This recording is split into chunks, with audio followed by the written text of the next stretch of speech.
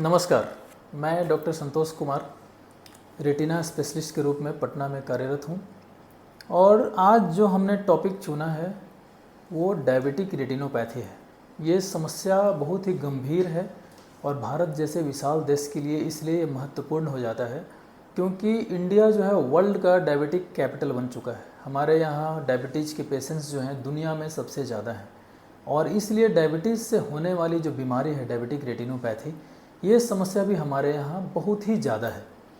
कई बार दूर दराज से आए मरीज़ जो है बहुत लेट से ओपीडी तक पहुँच पाते हैं।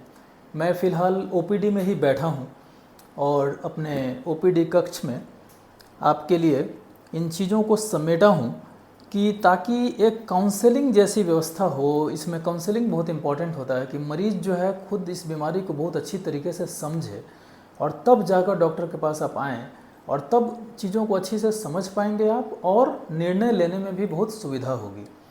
यहाँ पे आपके लिए मैं सबसे पहले तो ये बताना चाहूँगा कि रेटिना क्या है। डायबिटिक रेटिनोपैथी का मतलब डायबिटीज़ के चलते रेटिना की बीमारी या पर्दे की बीमारी। रेटिना कहाँ होता है, ये जैसा कि आप देख सकते हैं, ये मैंने एक डमी आई लाया है जिससे आप समझ सकते हैं कि हमारी आँखें जो है कैसी होती हैं। सबसे पहले आप देखेंगे ये आई बॉल में सबसे पहले जो एक लेयर है कॉन्वेक्स जो बाहर की तरफ उठा वो कॉर्निया है। कॉर्निया से होकर लाइट जो है पीछे जाता है और एक ब्राउन आप ऐसा कर्टन जैसा देख सकते हैं जो कि आइरिस है। और ये आइरिस के बीचों बीच, मैं पूरी चीज़ को ऐसे उठा रहा हूँ, आइरिस के पीछे ये लेंस होता है। ऐसा कहा जाता है कि डायबिटीज़ में कैटरेक्ट लेंस, इसी लेंस से मोतियाबिंद होती है और डायबिटीज़ में इस लेंस में भी जो है बहुत असर पड़ता है। मोतियाबिंद की समस्या बहुत कॉमन है। इसके पीछे जाकर मैं इन चीज़ों को एक एक करके हटाता जाता हूँ आपको ताकि अच्छे से समझ में आए। उसके पीछे ये रेटिना होता है जहाँ कि आप देख सकते हैं, जहाँ की सारी नसें जो है यहाँ पे होती है और ब्लड वेसल्स, सिराएँ और धमनियाँ जो हैं यहाँ पे होती हैं। और यही आपके आँखों में एक ऐसा लेयर है जहाँ की तस्वीर फाइनल जाकर बनता है। इस रेटिना के आगे जहाँ की आप ये चीज़ देख सकते हैं कि सामने है, ये है एक जेली जिसको विट्रियस बोलते हैं। ताकि रेटिना के आगे ये विट्रियस की एक जेली होती है और इसी चीज़ में, इसी विट्रियस में जब हम कोई इंटरवेंशन करते हैं तो उसको हम लोग इंट्राविट्रियल बोलते हैं। तो ये एनाटॉमी की बातें हो गई, आप मेरे ख्याल से समझ पा रहे हैं कि मैं क्या कह रहा हूँ। उसी चीज़ को मैं कुछ इस ढंग से भी कह सकता हूँ। जो आपने डमी आई देखा, सेम ऐसा कॉर्निया है, उसके पीछे आप देखते हैं कर्टेन आइरिस, ये हो गया लेंस और पीछे ये रेटिना। आई की ये तीनों चारों जो दीवारें हैं उसको आपको स्कीमेटिकली कट करके दिखाया गया है। और सबसे जो अंदर की दीवार है उसका सबसे प्रोमिनेंट चीज़ आप यहाँ भी नसें जो है सिराएँ देख सकते हैं और यहाँ से ब्लड सप्लाई इस तरफ से होकर आता है। चारों तरफ रेटिना में ब्लड वेसल जाता है और ऑप्टिक नर्व इसको कहते हैं जहाँ से कि इन्फॉर्मेशन बाहर जा रहा है। तो ये हो गया नट सेल में आपको समझाने के लिए कि बात क्या है। अब बात है कि ये जो रेटिना है उसकी कोई समस्या होने से उसी को हम डायबिटिक रेटिनोपैथी कहते हैं। तो अब समस्या की ओर चला जाए कि आखिर बात क्या है। शुरुआती चीज़ों को समझने के बाद डायबिटिक रेटिनोपैथी में आपको करना क्या चाहिए। सबसे पहले तो ये बात है कि डायबिटीज़ कैसे डायग्नोज किया जाए। उसमें कुछ ब्लड शुगर बढ़ जाता है, उसका कुछ कट ऑफ वैल्यूज है। फास्टिंग में कितना होना चाहिए, खाने के बाद जो कि पीपी बोलते हैं उसमें कितना होना चाहिए। तो फास्टिंग का जो कट ऑफ है करीब करीब 126 मिलीग्राम % जैसा होता है और खाने के बाद करीब करीब 140 जैसा है। हालांकि ये आपके फिजिशियन के इस पर भी निर्भर करता है कि आपके शरीर के अनुसार कैसे वो एक कट ऑफ निर्धारित करें। ये बातें मैं उन पर छोड़ता हूँ। तो ये बात हो गई कि डायबिटिक रेटिनोपैथी में आपको क्या करना चाहिए। सबसे पहले अगर आप डायबिटिक हैं तो आपको आई चेकअप जो है मस्ट है। इसीलिए मैं इन स्लाइड्स में सबसे पहले आपको ये दिखाया हूँ कि डायबिटीज़ में हो सकता है कि आपको रेटिनोपैथी हो लेकिन आप अवेयर नहीं हैं, सो आई चेकअप मस्ट है। सबसे पहले जब आप ओपीडी कक्ष में आते हैं तो आपका विजन टेस्ट होता है। आपका टेस्ट होता है कि आप कितने लेटर्स पढ़ पाते हैं। अगर, और इसमें मैं ये बात, एक महत्वपूर्ण बात ये भी बता दूं कि विजन टेस्ट की भी एक प्रक्रिया है। अगर आप डायबिटीज पेशेंट हैं तो अगर हाई ब्लड शुगर है 300-400 के रेंज में, 200 से ज़्यादा है, तो कई बार आपका पावर चेंज हो जाता है। इसीलिए इवन पावर चेकअप के लिए भी आपको ये सलाह है, आपको इतलाह किया जाता है कि ब्लड शुगर जब आपका नॉर्मल हो, कंट्रोल में हो, तभी आपका पावर चेकअप जो है उसका वैल्यू रहेगा। Otherwise time to time blood sugar के साथ वो चेंज होता है। दूसरी बात है डायलेटेड फंडस एग्जामिनेशन। जब भी आप ओपीडी में आते हैं तो सबसे पहले देखा जाता है आपका विजन कितना है। अगर विजन कम है तो आप देखे होंगे कि एक ड्रॉप आपके आंखों में डाला जाता है और वो पुतली फैलाने के लिए होता है। पुतली फैलने में करीब करीब 30 to 40 मिनट्स, 30-40 मिनट लगते हैं। उसके बाद रेटिना स्पेशलिस्ट जो है पीछे का पर्दा देख पाता है। यहाँ 2-3 चीज़ें बड़ा महत्वपूर्ण हैं कि ड्रॉप डालने के बाद पुतली फैलने से आपको थोड़ा धुंधला दिखाई पड़ने लगता है और वो धुंधलापन जो है सामान्यतः 4 से 5 घंटे तक रहता है। इसलिए आप सबको ये सलाह दी जा रही है कि आप जब भी आएँ तो आप अकेले ना आएँ, क्योंकि आप जब यहाँ से चेकअप कराने के बाद जब घर लौटेंगे तो चूंकि आपका धुंधलापन 4-5 घंटे है तो रोड क्रॉस करने में आपको दिक्कत होगी। आप ड्राइव करके गाड़ी तो कभी ना आएँ, किसी न किसी को अपने साथ ज़रूर लाएँ। तो ये हो गई बात कि आपको चेकअप करने के बाद क्या डायग्नोसिस बनता है। अगर आपके रेटिना स्पेशलिस्ट को लगता है कि डायबिटिक रेटिनोपैथी की समस्या है तो वो कभी कभी ओसीटी का एक स्कैन का सहारा लेते हैं, कभी कभी एंजियोग्राफी करके देखते हैं कि मामला कहाँ तक पहुँचा है। अब आ जाते हैं हम लोग नेक्स्ट स्लाइड पे।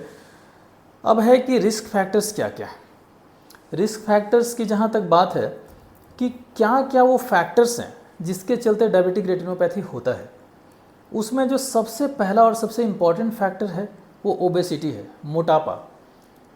जब वज़न जब ज़रूरत से ज़्यादा बढ़ जाए तो कहीं ना कहीं वो इंसुलिन रेजिस्टेंस पैदा करता है। इंसुलिन आपके अंदर होता है जो खाने के बाद ग्लूकोज को नियंत्रित रखता है। आपका इंसुलिन लेवल हाई रहता है, लेकिन ओबेसिटी के चलते जो है वो फाइनली जाकर रिसेप्टर्स पे अच्छे से काम नहीं कर पाता है, जिसको हम लोग इंसुलिन रेजिस्टेंस बोलते हैं।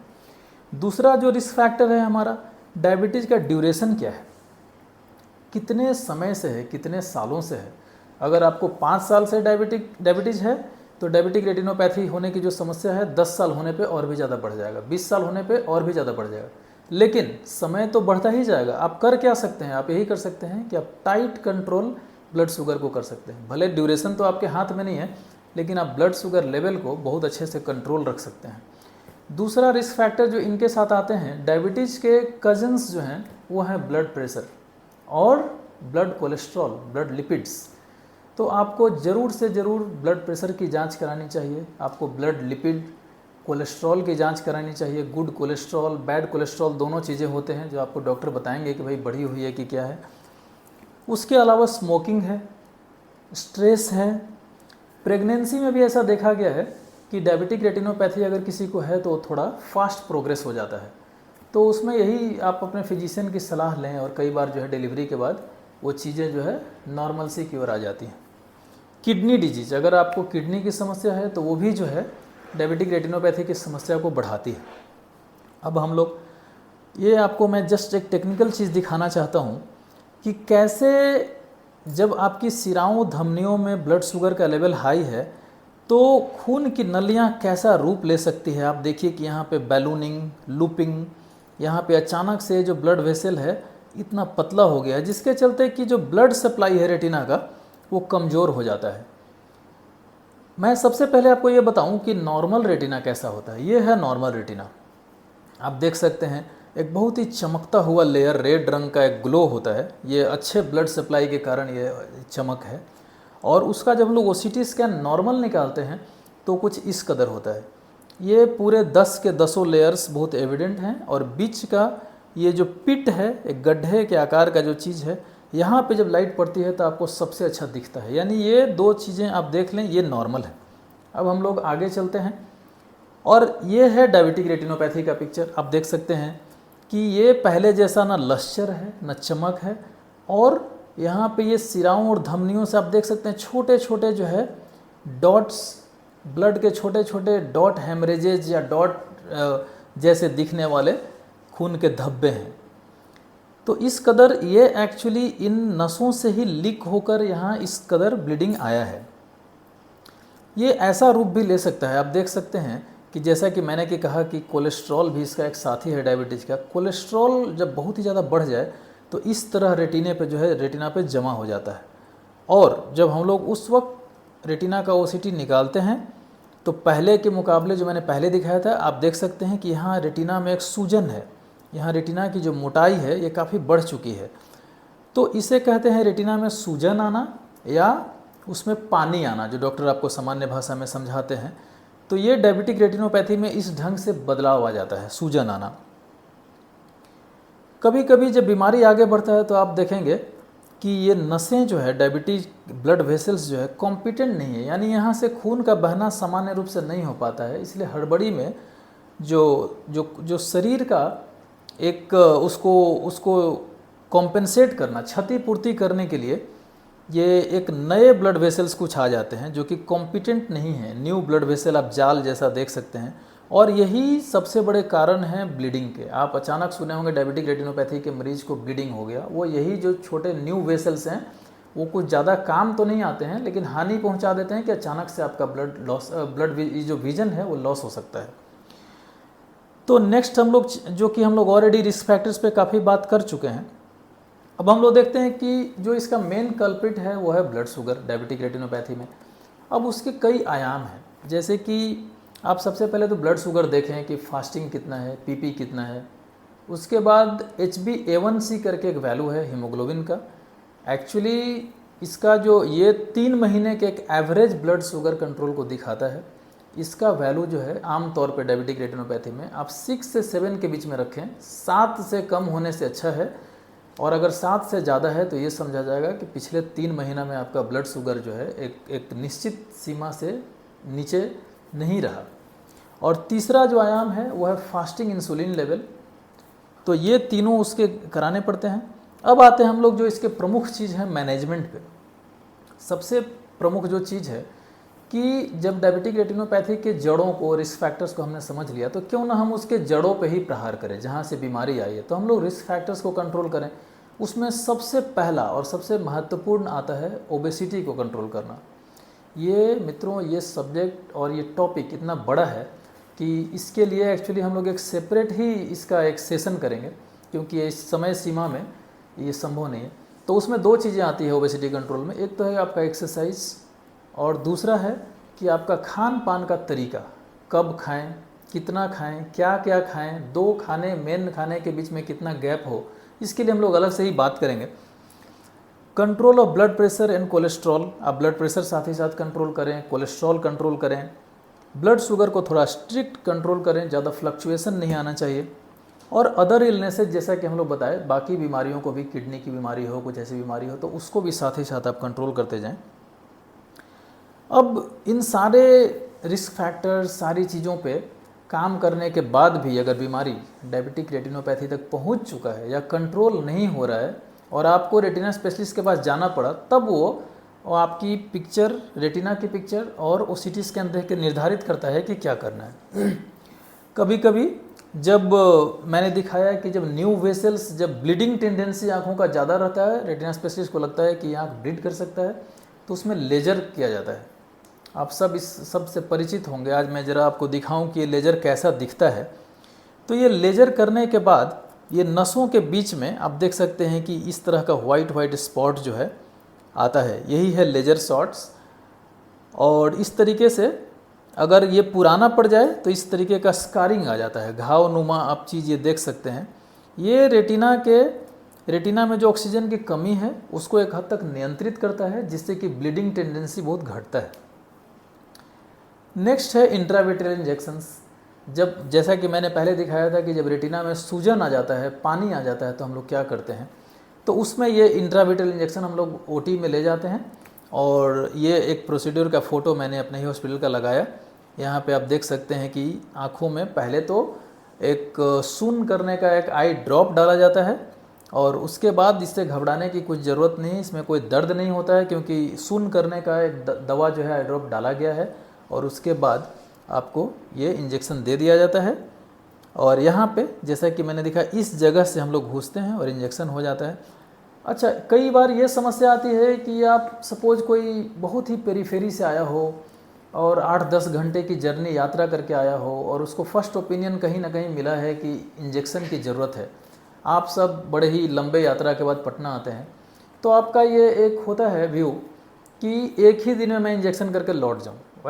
ऐसी हालत में आप ज़रूर कुछ ना कुछ टेस्ट करा के आएँ, क्योंकि जब आप रेटिना स्पेशलिस्ट पास जाते हैं तो आपको टेस्ट के लिए बोलता है। आपके पास जब टेस्ट रिपोर्ट नहीं होता है तो फिर आपको 1-2 दिन टेस्ट में ही लग जाता है। तो ऐसे में अगर आप इंजेक्शन सोच कर आए हैं तो निश्चित ही हम लोग उस पर दोबारा से एक ओपिनियन तो देंगे ही, लेकिन आप कुछ टेस्ट है जो आप घर से करा कर आएँ। और ये टेस्ट जो है बिफोर इंजेक्शन और सर्जरी, ये जो टेस्ट है complete blood count, CBC, blood sugar level, fasting and PP, hepatitis B surface antigen और ऑस्ट्रेलियन एंटीजन भी इसको बोलते हैं, एंड HIV एंटीबॉडी, ये इंजेक्शन के पहले हम लोग करा के देखते हैं। और जब डायबिटिक रेटिनोपैथी में जब ब्लीडिंग हो जाए, सारी समस्याओं के का जो अंत है वो है कि ब्लीडिंग हो गया, रेटिना में डिटैचमेंट हो गया, तो वैसे कंडीशन में हम लोग सर्जरी की तरफ बढ़ते हैं। मेरा जो मुख्य पेशा है, मैं VR सर्जन हूँ, तो मेरा मुख्य काम वही है कि इंजेक्शन और लेजर से पहले मैं उसको सोचता हूँ कि कंट्रोल में लाया जाए, और जब वो कंट्रोल नहीं आता है तब हम लोग सर्जरी की तरफ बढ़ते हैं। उस सर्जरी के पहले भी ये सारी टेस्ट हम कराते हैं, तो ये आपके लिए बहुत महत्वपूर्ण हो जाता है। दूर दराज से आए हुए लोग, आप इन टेस्ट को करा के ही अपने इलाके से आएँ, ताकि आपको ज़्यादा स्टे ना लेना पड़े और आप वो प्रोसीड्योर को एक दिन में करा के जा सकते हैं। इसका कुछ रेफरेंसेस जो हमने यहाँ पे लिया है, सबसे जो प्रमुख बात है कि हम लोगों ने जो कवर किया है ये इसके ट्रीटमेंट पे कवर किया है। इसका प्रिवेंटिव जो पार्ट है वो सबसे महत्वपूर्ण है, जो कि ओबेसिटी कैसे कंट्रोल करें, क्या खाएं, कब खाएं, कितना एक्सरसाइज करें, कौन कौन सा एक्सरसाइज करें। ये टॉपिक इतना महत्वपूर्ण है कि इसको लेकर हम लोग जो है सेकंड सेशन लेकर आ रहे हैं नेक्स्ट में।